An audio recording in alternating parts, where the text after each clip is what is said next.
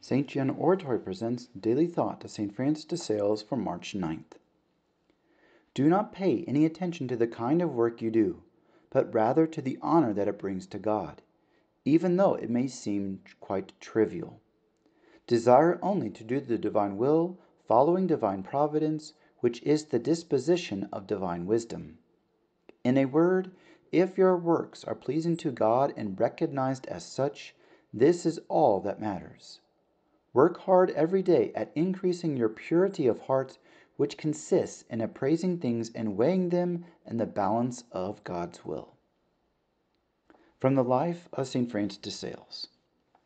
Francis de Sales had a very special devotion to St. Francis of Rome, honored by the Church on this day.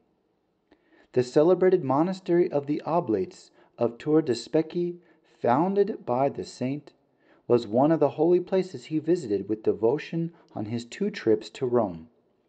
He advised married couples to read her life, and when the occasion presented itself, he did not miss the opportunity of praising her in his sermons.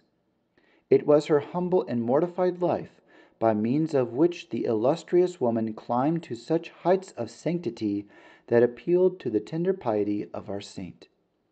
As can be seen from the first and oldest memoirs of the Order of the Visitation, Francis presented this saint as a model for his daughters and wanted to call them the Oblates of the Most Holy Virgin. But since the name of Oblates was not then common in France, he did not want to use a new title. He gave up the idea, explaining in a note to the Holy Mother Chantal, "Yes, my daughter, without too much show, we will change the title of Oblates because it displeases so many people. However, we will never change the plan and eternal vow to be always the most humble servants of the Most Holy Virgin. Renew this promise at Holy Communion, and I will do so during my Holy Mass." Ah, it is 12 years today since I had the grace of celebrating Mass in the monastery of this holy Roman widow, with an ardent desire to be devoted to her all my life. She is certainly our holy patron, and so she must be our model. She loved her little Baptist as you love Chels Benin, but she entrusted him entirely to the protection of the divine will, which made him a blessed son.